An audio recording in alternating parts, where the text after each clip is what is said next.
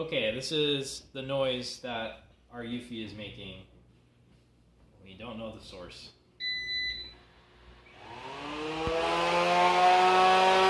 Taking off the cover, taking off the front plate, because that helps you get the cover off. And now we're inside. You don't have to, you can leave the wheels alone. And there's this loud noise.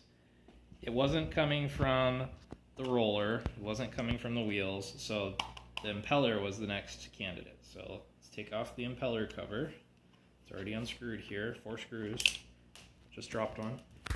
What is inside of there? Get a close up.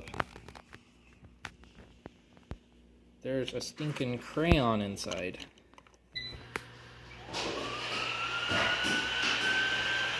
Sounds much better.